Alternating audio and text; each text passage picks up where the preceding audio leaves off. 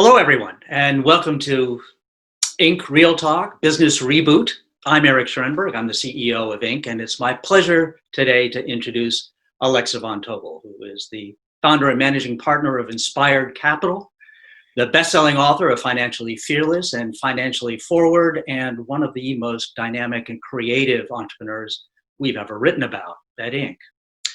Before Inspired Capital, Alexa was the founder of LearnVest, which she founded in the depths of the Great Recession in 2008. LearnVest was a pioneer personal finance website, and when it was acquired 7 years later as one of the largest fintech acquisitions of the time. It was acquired by Northwestern Mutual. The company immediately gobbled up Alexa von Tobel and made her chief digital officer and then chief innovation officer.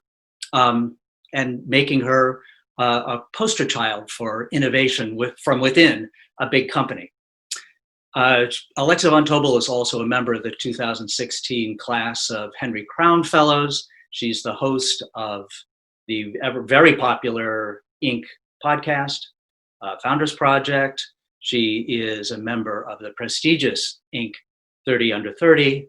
She's a great friend of entrepreneurs, and I'm honored to say she's also a great personal friend. So it's my great pleasure to welcome Alexa von Tobel.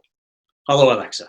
Hi, everybody. First of all, Eric, what a wonderful welcome. I'm so excited to be here today and so excited that we have such a wonderful audience to talk entrepreneurship with. Well, it's great to have you, and particularly relevant. Right now, we're in the middle of a recession, or maybe on the far side of a recession, or maybe at the beginning of at the peak of a W. Nobody really knows. But you have experience because you started LearnVest in the middle of the Great Recession, a personal finance website, when most people's questions about personal finances was, do I have any left? What drove you to do that? And what learnings do you have to impart to other people who might be thinking about starting a company now?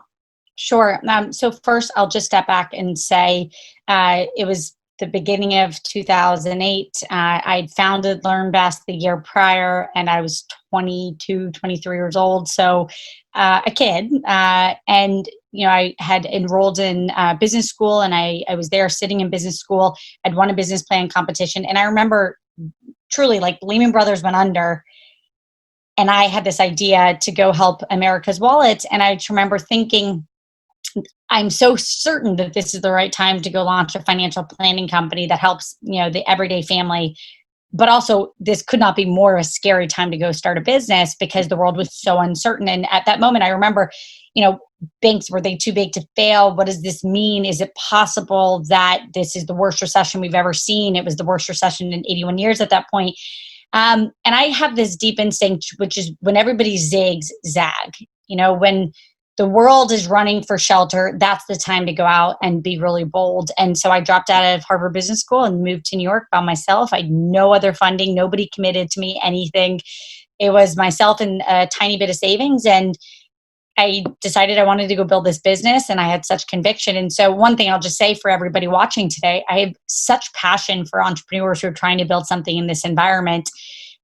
Because it's so scary, and I just, I remember the fear so well. But also, I think it's a wonderful time to start a company. So I think we should probe a little bit more on that. You dropped out of Harvard Business School at a time when people were afraid the financial system was going to collapse. I remember moving all my cash to credit unions because I was afraid the banks wouldn't be able to sustain themselves through this. What was it about your belief in this company that gave you that kind of courage?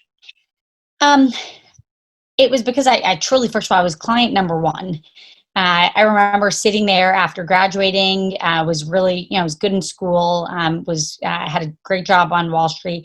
And I remember thinking to myself, I have no responsibility, I have no kids, I don't own anything. My finances are relatively simple, and I have no idea who to talk to be able to get advice. And I just remember thinking, imagine if I had a family and owned an apartment or a home and had a lot of complexity, who would take care of me before I make a ton of money? And I just remember thinking that I felt the financial system was upside down. And I felt it truly passionately. I said, I think financial planning shouldn't be a luxury product. People who have a lot of money shouldn't be the only people who get access to really great advice. It should be something, if you don't have any money, that's when you should get access to really good advice so you can make sure you stay stable. And I just believed in it. And so I think it was one, being infected with an idea that I believed in so deeply, and I was client number one. I was customer number one. Mm-hmm. So that's part one. And then part two was, as the world was beginning to really unravel, I said to myself, the world needs this product more than they did 6 months ago. And Eric, you're right. I remember it so clearly because Madoff had happened, and literally people were like hiding money under mattresses. So to walk around and be like, I'm a tiny entrepreneur, here's my hat, would you put some money on it so I can go build a business? Seems truly like a ridiculous thing to do at the time. And, this was before a lot of the fervor of entrepreneurship. It was not cool to drop out of business school. In fact, they thought I was insane. My own best friend said to me, I really think you should rethink this. This seems like a really crazy thing to do. Which of course I thought to myself, okay, I guess really nobody is rooting for me right now. And at that time, in life, you should bet on yourself. That's something I'm going to do over and over again. And it doesn't mean it's easy, and it doesn't mean it's not scary. But I believed that I would work passionately and with high integrity and nonstop until we figured it out. And so basically moved to New York City. I'll remember the date. It was December 18th of 2008. I'd finished my exams and was so overwhelmed I didn't even move my furniture. And I flew to New York, where I was going to launch the company, and cried the whole flight. The people next to me thought I was nuts.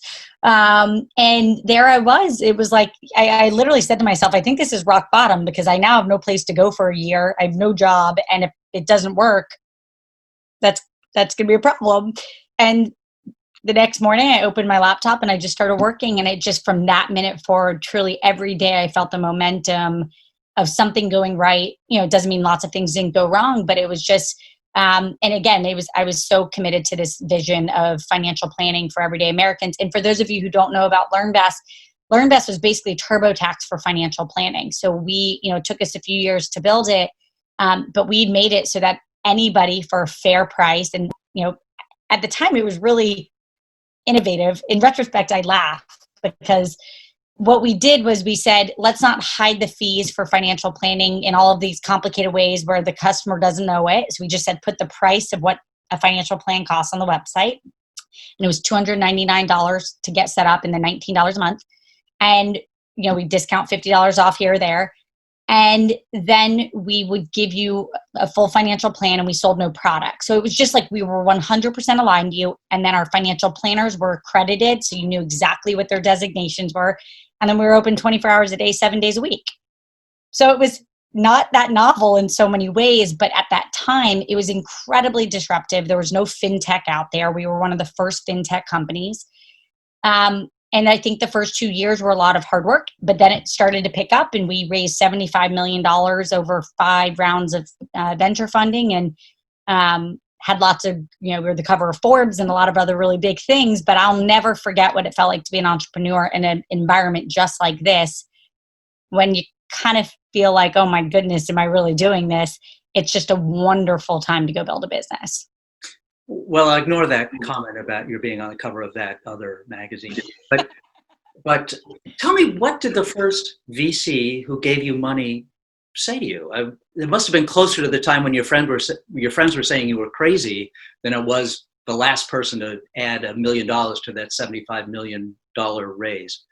What did they see in you, do you think? Well, so first I'll rewind just to make sure, because I sometimes think entrepreneurs make it sound too easy, and I really do like to talk about the hard stuff, because I think that that's what really gives people the understanding of the grit. So I told you December 18th of 2008, I moved to New York. I started fundraising, and we didn't close our first round of funding until basically June 1st. So 6 months of collecting capital. But what was great was, once we closed that first capital, we closed about $700,000. When we only were going to raise 700, we quickly had 1.1 million committed once I had closed the round and there was no more space left. People said, I kind of like this.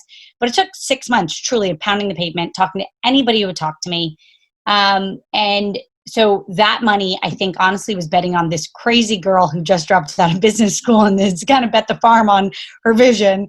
But it was not easy. And then that fall, we were in a bunch of competitions, TechCrunch, Disrupt, things like that. And by the beginning of the spring of 2009, we had 8 term sheets. We had so much interest in our next round of capital. And I think what they saw at that time was this clear vision of going after millennials, going after younger digital people to say, let's take care of your money in a new way, because you're not going to take care of your money in the same way your parents did. And then the fact that we just said, let's be high integrity. Let's do it with incredible transparency. That's what the internet brings. And again, when you rewind, it seems really like incredibly obvious. But at the time, that didn't exist. And what I loved about us is we were kind of this bull poking the industry that said, be transparent, put your prices on your homepage, like do the right thing for customers, and take care of everybody. And so I think what they saw was somebody who was incredibly convicted, who also, I would say, I've never done this before. I'm not perfect. And so I think one thing, as a young founder, I felt a lot of pressure to have it all right. But then I decided to kind of position it differently, to say, I want mentors. I want people along the journey. I want people who are going to make me better. And I had a quote, which was that every dollar is green until it's not, because it comes with brains or access. And so I wanted investors who would help me, push me, make me better. And so I think they saw somebody who was willing to take a lot of feedback, but also going to pretty much work myself to the bone until we could be successful. Okay. So, by the way, I don't think it's obvious, even in retrospect. I think it's incredibly courageous and inspiring. But the takeaways from this story, this amazing story, is that conviction got you a long way. A business idea that made a lot of sense to people who thought about it. And then kind of the momentum of getting that first dollar kind of over the transom, and being willing to set yourself up as someone willing to learn. Are there other takeaways, or are there things that you wish you had done differently? There's tons of things I wish I would have done differently. And I think the thing I think young founders get better at over time, and honestly, any CEO, I don't even think you have to be young, but that you don't have to have all the answers. I remember feeling a lot of pressure when I was in, I dropped out when I was 24, 25. I barely had a job. So knowing how to run a company, and when you're running a company, you're not reading books on becoming a CEO on the nights and weekends because you're running the company. And so I think one of the things that I've grown into with older age, I have children, is just, I don't have to have all the answers. And I think that comfort in my own skin, and also that truly being a vulnerable leader, I think I was probably naturally a little bit vulnerable. And I think I've just learned to say, I don't have to have all the answers. And I think that is just an easier leader to follow, somebody who is really, lets people come at the table. What I did learn, though, that I think I was doing right at that time was surrounding myself with the smartest people who would give me 15 minutes. Literally, I used to be like, I will bring you a cappuccino, whatever your favorite type is, wherever you will meet me, I will meet you. I don't even need 30. I'll take 15 to 20. And, I think really being respectful of people's time, but in a way where they would be willing to give me more of it. And I think earning people's trust to say, this is somebody who I can make intros for, because, she's going to guard them and be careful and be cautious and never, overreach. And at the same time, I was so passionate, and even still am, as you can tell, about the American wallet and helping people, that people, I think, appreciated my vision of what I saw as this big gap, which is everybody in America would be better if they had a little extra savings and they had their retirement account full and they didn't have credit card debt. And why can't we go do that? And so, it was kind of a crusade. And I think the other thing is people did sort of view me as somebody who was so passionate and on a crusade and was not going to take no for an answer. But with the finesse of never annoying people too much that, they didn't want to take my phone call. And I think that fine line is one I think I got early. And then last thing I'll just add, because I do think, being vulnerable is a really helpful thing. At one point when I think I was 25, 26, I said to myself, I'm going to go find somebody who coaches the best CEOs in the country, and I'm going to ask to learn. And I hired somebody, and I remember it was just so helpful. And I was an athlete growing up, and so I remember, if you're going to get really good at something, you have a coach, right? They push you, they make you run harder, run faster, all of those things.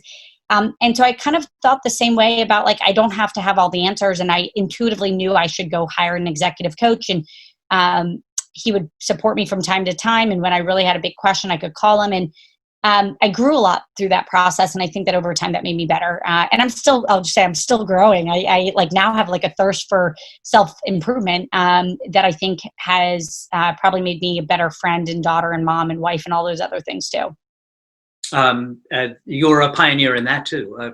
Having a coach now is kind of a conspicuous consumption item, but at the time, it wasn't all that popular.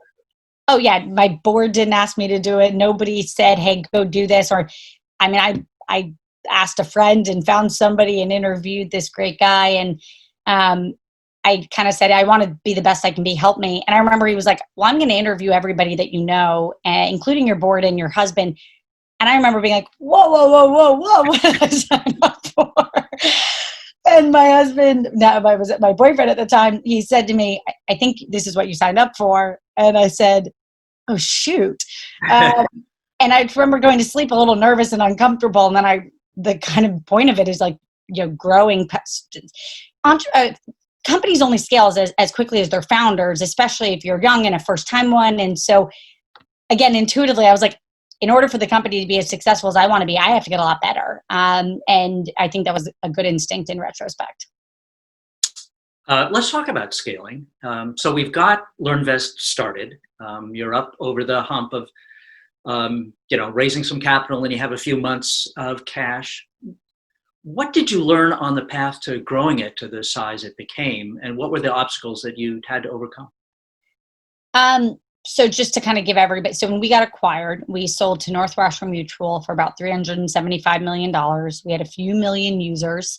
At that time, about 2.5 million users on the platform, and tens of thousands of paying customers, which made us a very big, the largest online financial planning company, which sounds interesting, but typically a financial planning firm would take care of 2,000 households, and we were doing a lot more. I think the path to get there, the hardest thing to get there was that we were innovating in a regulated industry. So we almost had to stair step our business plan, and it started as content, then tools, and then advice. We couldn't turn on the advice because we didn't have the venture capital behind us to be able to go have a chief compliance officer, have all the security and technology we needed in place. And so I remember almost just putting one foot in front of the other. And I said to myself, this is going to be a 10-year plan. And I really emotionally signed up to go run a company for a decade. And I think in retrospect, it's easier to go, people now like myself have kind of pioneered innovating in regulated industries. If you think about it, Uber innovated in a regulated industry.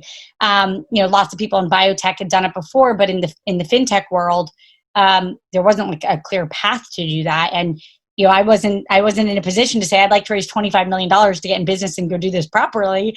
Being a young first time entrepreneur, so the path there was a lot of.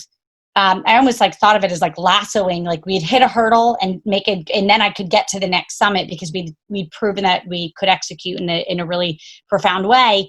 And so by the time we got acquired, we were calling about 200 employees, just under. We had 75 to 80 financial planners in our call center in Arizona.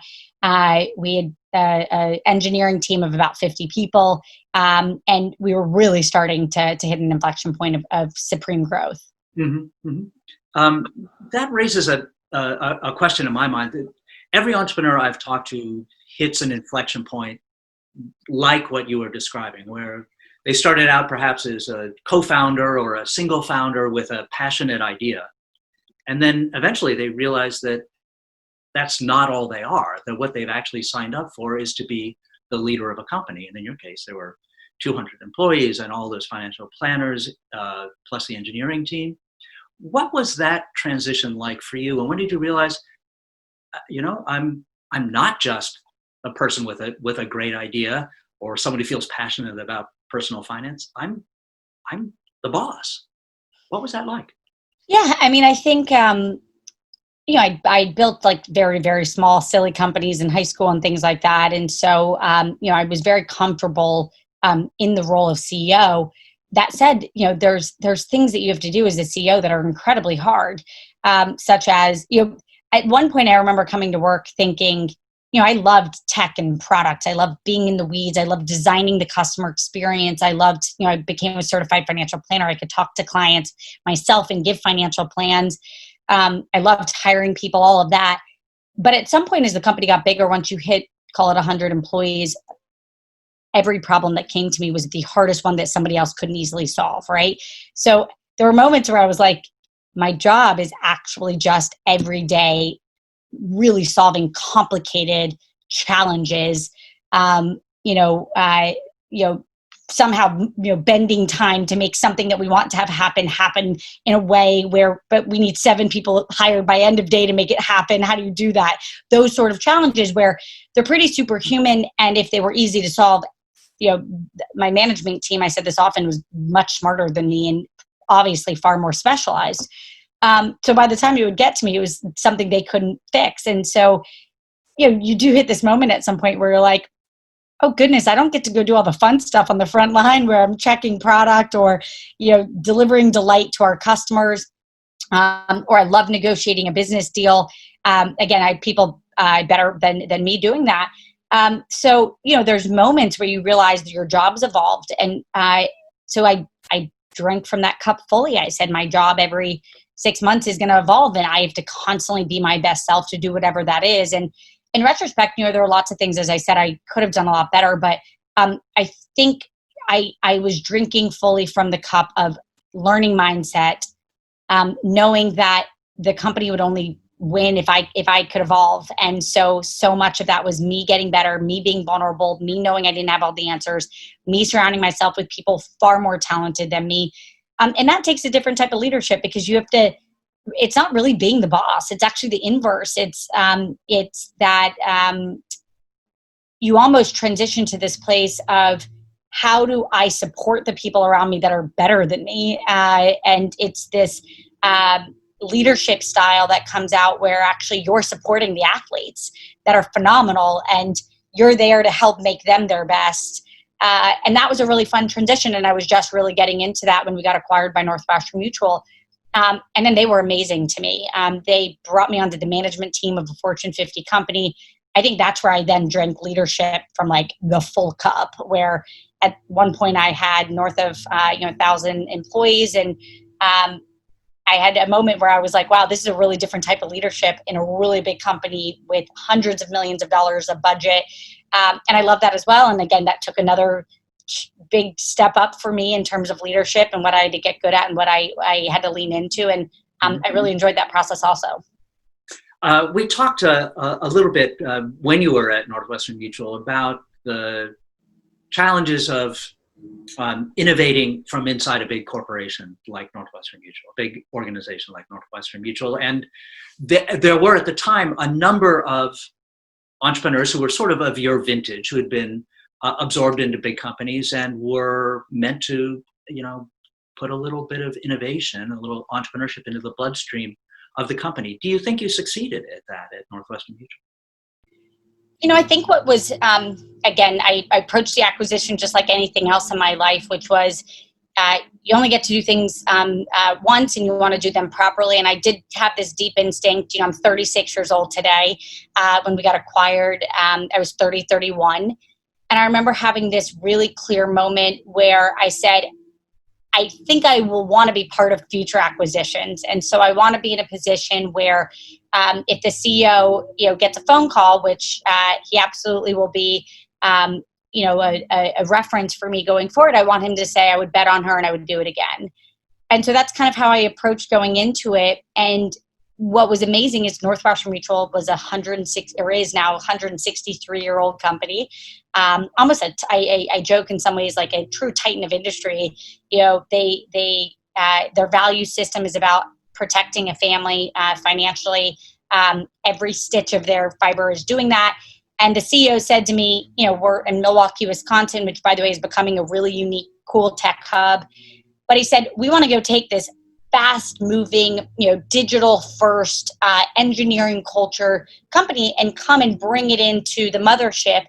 And part of that was really three things they acquired us for: our brand, which was young and fresh. And, you know, I would say at the time, you know, in a pretty cool inflection point, the people, the team, the leadership. And, you know, by the time that I transitioned out to go launch Inspired Capital, you know, some of the team I had hired and brought in was the CTO of the company or the CMO of the company. And really, I mean, really interesting moment where the CEO brought in the team out of New York to take over some of the reins. And then finally, our software and what we had built, our technology. And I think to your point, you know, taking a company that is so incredible at everything that they do, managing, you know, $500 billion, you know, delivering 5 million financial plans to the families they protect, and then injecting it with that Silicon Valley, you know, move fast, think out of the box, push boundaries. And I think it was the marriage of the two that was really, really special. And a lot of it was allowing us to be in a position where we took on more responsibility. Okay. Let's switch to Inspired Capital, which is your baby right now. You started it after leaving Northwestern Mutual. What's the goal, and what inspired you to start Inspired Capital? So great question. So I, again, being an entrepreneur who started something in New York City, and you know, when I was starting in New York City, New York wasn't really the tech hub that it is today. I remember I worked out of a Starbucks. There was no WeWorks. There were none of the breathers. There was one angel fund total. At the time, it was New York Angels. And you know, I got a $50,000 check from them. And I remember thinking to myself, I don't know, $50,000, like that doesn't even pay for one engineer for even half a year. Like, what am I going to do with this? And it was just really, you know, before I think New York City turned into what I think we're seeing it as a vibrant technology hub and startup ecosystem. And I think for me, as I was thinking about what I wanted to do next, and I committed to stay at Northwestern Mutual for 3 years, and I stayed almost 4. I had such a wonderful time. I started doing a lot of active angel investing, and I started my career on the investing side at Insight Venture Partners for a period of time. And again, I had this really clear moment where I was like, nights and weekends was talking to entrepreneurs and people I'd put a little bit of money in. I'd invested in companies like Lemonade and Splice and Ethos, and I invested in Airtable and Uber and a bunch of others. And I remember thinking to myself, I love this. Like, investing in these startups and getting to help the founder think through blind spots is really fun. And one day my husband said to me, I think you should go do this full time. And it just like the lightning bulb went off, and I was like, this is what I want to go do next. And at that time, I kind of said to myself, I feel like the East Coast, I had a simple 10-year business plan, which is entrepreneurs should fly east. And right now, if you're a founder in New York, you get on a plane and you go and fly west and you try to get capital. And I just remember thinking to myself, let's keep entrepreneurs on the ground here and let's back them. And Inspired Capital invests around the country, so we're not just New York City focused, but we are rooted in New York. My business partners who I built the firm with, one of them is Penny Pritzker, who was U.S. Secretary of Commerce. She helped put Obama in the office. She's uniquely on the board of Harvard and Microsoft, and she's built and scaled 6 businesses. And she, just like me, we're passionate entrepreneurs. And another one of my partners is Lucy DeLand, who was a co-founder of Paperless Post, which will send about 100 million invitations this year. And she and I uniquely were building companies in a recession. And we just said, why don't we build a firm that has this really special DNA of people who built and scaled and sold and do it from the center of New York City, and so that's who we are. We're seed and Series A, and it's so much fun. And at this point, I honestly, Eric, work 7 days a week, and there's no such thing as stopping. And I pinch myself because I'm like, I can't believe that this is work, because I get to help phenomenal entrepreneurs think through their challenges, and be there in the moment of a pinch and give them all the psychological safety that I wish I had round one, when I could say, I really don't know what the hell I'm doing. Can somebody help me? And also just trying to think about some of the biggest challenges in the world, like income inequality, and the fact that we have 40 million people around the country right now, based on the latest unemployment numbers. Maybe it looks more like 33, 35 unemployed, and how are we going to put those people back to work? And I think truly thinking about the category creating companies that can happen next, just seeing the obvious innovation that I believe should exist, and helping those entrepreneurs in their darkest moments and in their most fun moments is a joy. And so it literally came out of my mouth one day. I said, it's Inspired Capital. And then like the lightning bolt went off in my head, and I was like, is that name taken? And it wasn't, and I was able to go buy it, and that was it. So that's great. I'd like to remind the attendees that you can put questions to Alexa and just put them in the Q&A bubble that you see down there. From where you sit, Alexa, you must see all kinds of trends happening. And are there companies or industries that you're particularly excited about right now? So yeah, first of all, I'll say the weirder, the better. The bigger ideas, the better. All jokes aside, we live 10 years in the future thinking about what the world's going to look like when there's driverless cars, and when there's self-driving wallets, and when people live to 110, and when the global medical community is all in a shared database, sharing updates by the minute, like we are now with COVID, trying to solve this global health crisis. And so for us, I think we look for really, really big ideas, really compelling ideas. And I think, the future of work is in the middle of a fundamental shift, right? I'm working from home right now with 3 little kids. So apologies if you can hear the grass getting cut outside. But, I think we're going to find that we can actually do incredible amounts of work, and a lot of the noise in our life, no pun intended, from the planes and trains and automobiles and this and that, some of that's necessary and some of it won't be. And I think we can be healthier and more fit, and, have more balanced lives. And so some of the areas we're really focusing on are the wallets of the future. And I like to call it the evolving wallet, because that wallet is starting to touch everything. Small business blends with solopreneurs, which blends with the startup ecosystem, which blends with, how do we think about the future of retirement and 401ks and credit card debt and student loans? Do we go to schools in the same way? And so really thinking a lot about that is a place where I clearly spend a ton of time. But Inspired Capital is a generalist firm, so we look at all categories. And so some of the other places we're really interested are the passion economy. I think people are finding that you can make real money doing things you really love, because you now, it's no longer a photographer. You can only be a photographer, on the island of, Staten Island. You can actually be a photographer across the globe now and sell your prints in places. And, people are starting to figure out they can really do things they love and be really successful because of all the digital tools that are being created. So that's a place that, we're pretty excited.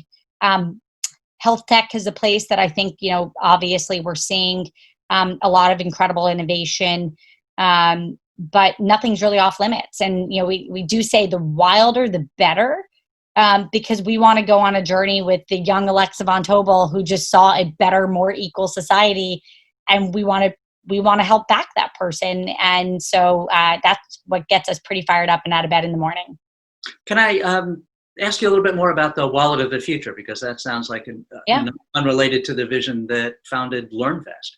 What is it exactly? Can you give me an example from your portfolio of a company that has a vision of that too? Yeah, so a few things. So I'll give you an example. We invested in a company called Phoenix. Phoenix is a phenomenal entrepreneur named Richie.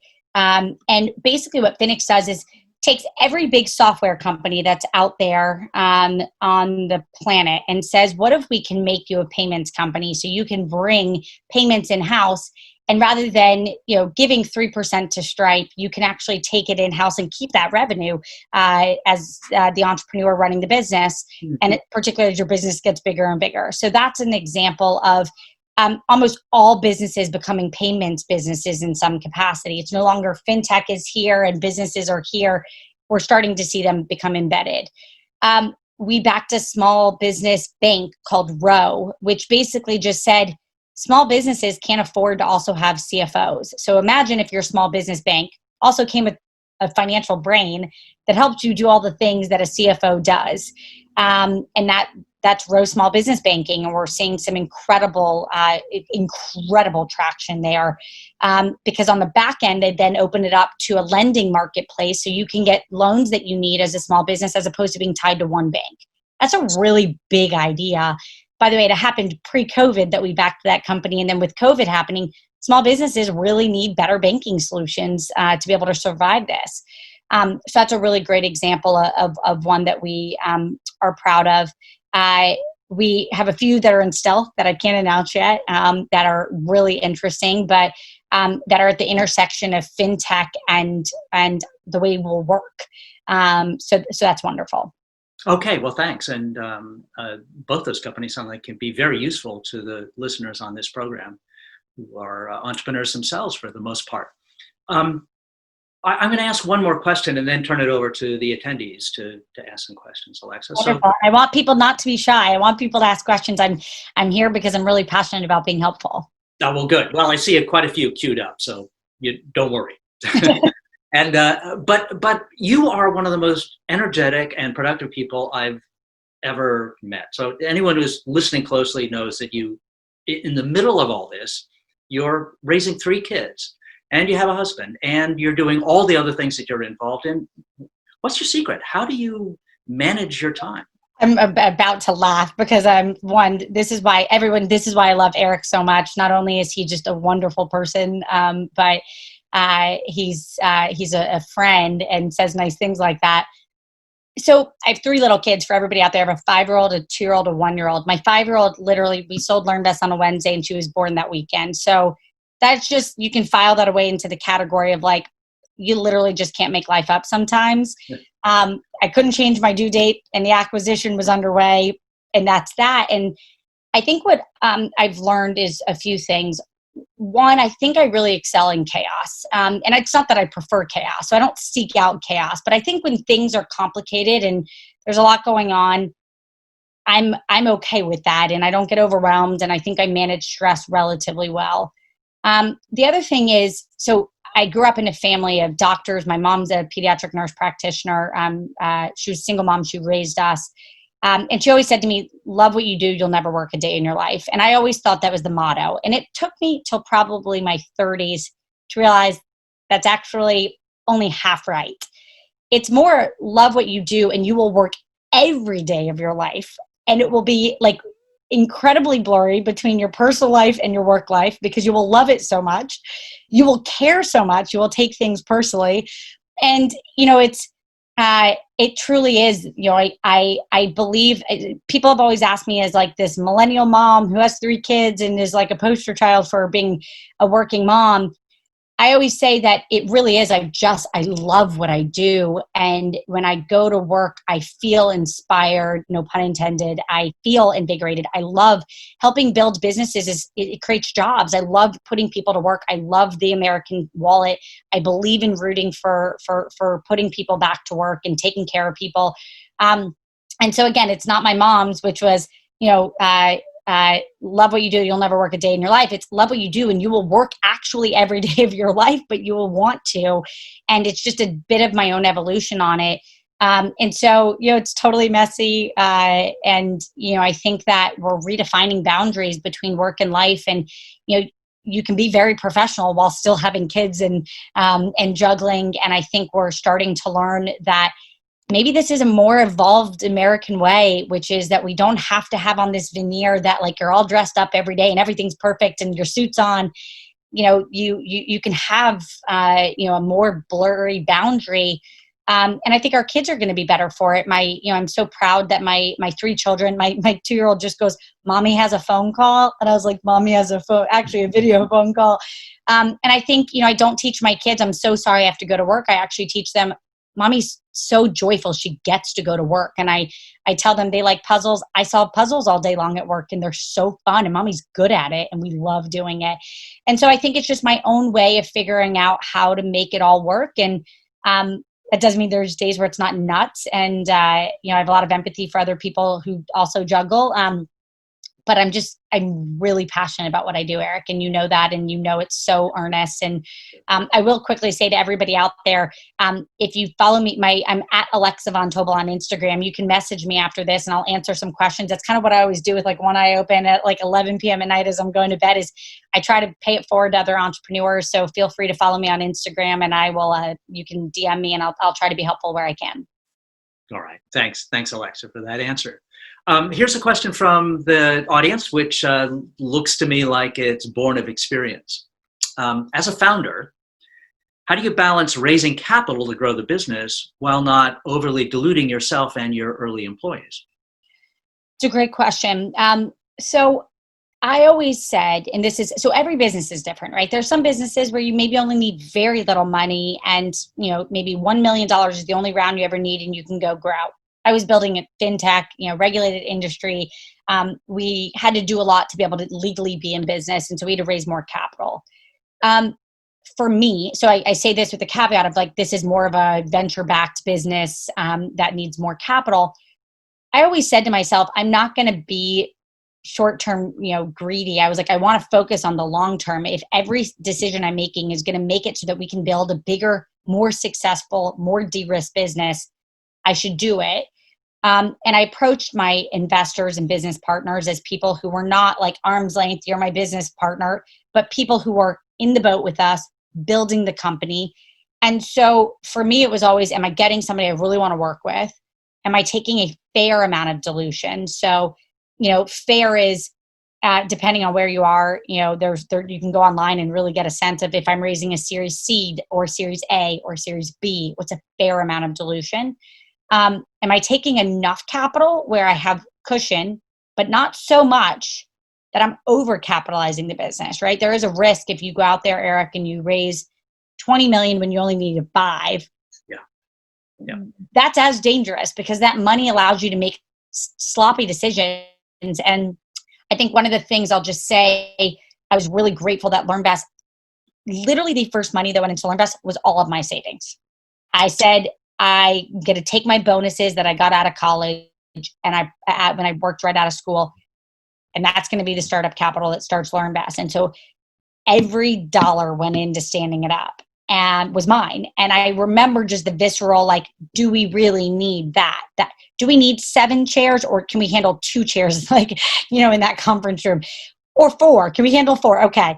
It was just, and I approached, even when I was at Northwestern Mutual and we had had a massive budget, because I was running a much bigger part of the organization, I still approach it with that level of thoughtfulness. And I think being sloppy with business decisions, it trickles down. Everybody else sees it. They can be sloppy, and then you end up kind of spending in ways that are unwise. And so that's how I would balance. You don't want to overcapitalize. But that's kind of how I thought about it. And I think you want to get the best brains that make your business smarter. You want to have a fair amount of dilution, and you want to take enough capital plus a little cushion, because you don't know when the next COVID or, none of us predicted that we would be in a position in 2020 where we couldn't leave our homes for months on end. So you want to have enough to be able to weather something that could be wild, but not so much that you're going to allow poor judgment to trickle down through the business. Okay, great, thanks. Mary Beth Bentwood asked a question about your VC vision. And she asked, how do you evaluate the need for a service that doesn't exist yet, or doesn't exist in the form that most people envision it in? So I love that question. I think that is a incredibly insightful question, because what you're really looking for is a founder who is obsessed in the good way, incredibly focused and fixated on a point of view that they have, that when you learn about their point of view, it follows good judgment and, good linear progression of if this happens, then this happens, and then this will happen. And they have a very clear viewpoint on something that they think will happen and why, and how what they're building will be then explosively beneficial. And so what you're really looking in those moments is not just like a pretty picture of a future that, makes sense. It's really a vision of a founder who sees something before, and it may be in plain sight sometimes. It's, driverless cars. If you think about it more, you're like, okay, there were computers, and then there were computers that could do these other things. And then, when you take all the jumps, it doesn't seem wild. But if you didn't take all the jumps and understand that computers could exist, it could feel extremely wild. Where I think we care is we're looking for highly informed founders on a highly specific topic where they're extremely passionate, they see a vision, and they want to go build for it. And I think those are the sort of bets you want to make. And they, in venture, not all of the bets work out, and that's okay. You're taking risk on purpose. And as we know, 8 or 9 out of 10 companies don't get off the ground to a meaningful trajectory. But that one could be an Uber. And that's kind of how you think about it. Okay. Think about this next question as a startup checklist. What are the first 3 to 5 things you'd recommend for someone starting a business today in this particular uncertain environment? Sure. So in no particular order, but these are actually the things. Number one is I really want you to write a business plan. And I'm not talking, I actually wrote a 75-page business plan for LearnBest. I wrote it nights and weekends when I was 23 years old. Nobody ever asked to read it. It wasn't something that I would show other people. I'm sure it was had 100 grammar and it wasn't beautiful, but it was me getting everything out of my brain into one document. So I would recommend you write a 5 to 7 page business plan. What are you trying to build? Why is it different than competitors? How are you going to obsessively make a customer happy? How are you going to grow?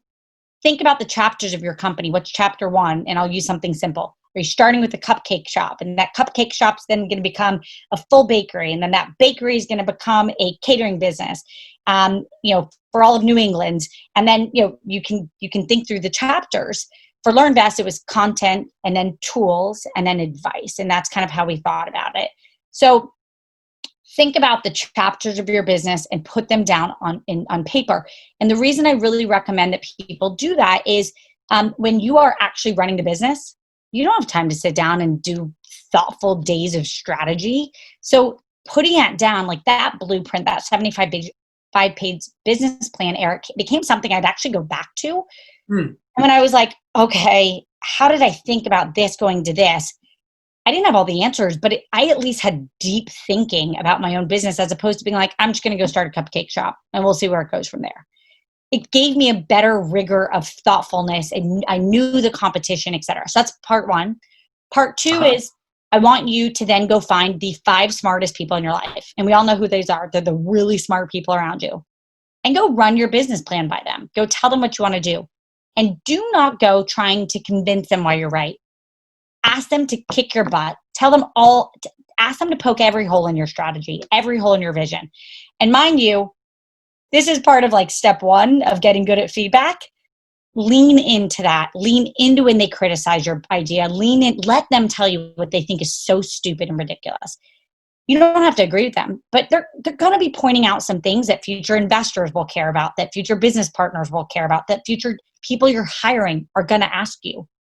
And you need to know the answers. So really let them shred your business. And if they truly are sitting there and they're like, I don't even have one criticism, go find somebody else because you want them to really criticize you, because what they're doing is building muscles of you making the business better. And then the other just quick things I would say is absolutely hire a good lawyer. You get what you pay for. Get a lawyer from a real brand company, somebody who can do your legal documents. You don't want to set those things up messily because it will come back to haunt you. And have a good accountant. And that can be an hourly accountant, but again, from a reputable firm who's a CPA, because those are the places you can create a lot of complexity and a lot of problems for yourself if you don't do them from day one properly. So again, those are kind of my basics. And the final thing I would say is have people like me that are years ahead of you who have done it before, but that you can become friends with, that you can say, hey, can I get 2 minutes of advice? And you'll find those people really want to pay it forward because I had so many people who were so kind to me, Eric, when I was just a young puppy trying to build a business and I had no clue what I was doing. And what you'll find one day is you're going to get really good at running your business. You're going to get really smart about making your business better because you're surrounding yourself with like a board of advisors of people that you collect over time who keep making you smarter. Great. This last question comes from Kenneth Hine. And it's inspired by your own personal history, leaving Harvard Business School to start LearnVest. Should an aspiring entrepreneur get an MBA? And Kenneth has a specific part of this question is, should someone 28 years old, Kenneth is asking for a friend, get an MBA? Well, so I would say, the most amazing thing about an MBA is that you create a crew of people that are business minded, business oriented. It really is the contacts. It's the other classmates that become some of your best friends that love to build businesses, want to help you build businesses, etc. I felt like my classmates at HBS were invaluable, truly. That said, we're in a year of COVID where I think a lot of schools are going to be virtual, and it's harder to get that right now. And fast forward 10 years, when I was going to business school, it feels like I was like ancient now. But so many of these classes are online. So many of the people who can teach you things are online for free. And so I would really ask yourself, if you're going to a top 10 program in the country where you're going to have the best professors in the country and you're going to have access to alumni. One of the things I did, I was only at HBS for 91 days. I probably sent 2,000 emails to every person who was an alumni to be like, hi, I'm an aspiring founder. Would you talk to me? Here's a company I want to build. Would you take a meeting with me? And so many of them said yes. So really ask yourself, am I getting the network out of it? Am I getting the classmates? Because those are going to be your peers and some of them are my best friends. And are you going to be in a position where it's worth the cost? Because I always joke, I only spent one semester at HBS and they've now made me an alumni. I joke, it's my best financial hack I've ever had. They weren't going to make me alumni for a while. I think it took me having some success. But business school is really expensive. And as your friendly financial planner, I also really want to make sure that you get your money's worth. And it's really expensive. This may be our last question. It comes from Gustavo Reyes, who says that I hear frequently that angels and VCs, other investors, prefer startups with a number of founders versus a solopreneur. What's your take? How do you feel about that as a venture capitalist yourself? I think it all depends. I was a sole founder and I was a first-time founder and people bet on me. And as somebody who now looks at entrepreneurs of all shapes and sizes, I absolutely think that it all depends on the people. Rather than the number, I care more about, is this somebody who's going to sign up to do this maybe for the rest of their life? Is this somebody who's doing this for the right reasons? It is not about a financial exit. They, deep in their soul, have to solve this problem. Is this somebody who, as the world gets more stressful, they're going to wake up, they get better? Is this somebody who's going to last, on their final penny, the business is underwater, are they going to give up? And if you really have a gut feeling, no, like this person's going to continue to put their head down, they're going to continue to will, founders will things to happen. It is a very unique trait of you see a future and you're going to will it to work. And so that's what I look for. It's not so much the number or the who. And then, I want to make sure it's a founder who's going to take feedback and grow and get better, because as I said, I made so many mistakes and you're not going to get it all right. And so is this founder going to be somebody who takes input and leans on the support of people who have been there and done that and really take the feedback? Thanks, Alexa. I'm going to ask one last question and exercise my host's option here. When you started LearnVest, you took an incredible amount of risk, and by any measure, you should have failed. But you didn't. You succeeded beyond anyone's wildest dreams. Why? Why were you the one to succeed when so many people who start companies don't make it? Um, it's a great question. And I will say what's obvious is that there was a lot of good luck and timing that was involved. But I really do think that there was no plan B. And I mean, I technically had a plan B and a C and a D and an E for the business. But LearnVest was going to be my only job. And and you can't really act that, if that makes sense. And you know you'll see some of the work that I'm doing in my career at Inspired now is I'm still focused on solving the American wallet vision, and now just from a perch of having been there, done it, it really was some of my life's work. And so I think some of the things that made it successful were just that I only had a plan A, which was it was going to be LearnVest, and it was going to be LearnVest no matter what. There was never people ask me, was there ever a moment you wanted to quit? Not one moment. There were moments where I was going to die of physical exhaustion or stress or anxiety. But there was never a moment where I thought I would give up. Not one, not even a nanosecond. And then the final thing I really will say, Eric, was I surrounded myself with people that were better and smarter, and over and over and over again. And that is not me being humble. That is a fact. Who I then trusted. And I said, I'm going to listen to you, and you're going to do your magic, and I'll do my other magic.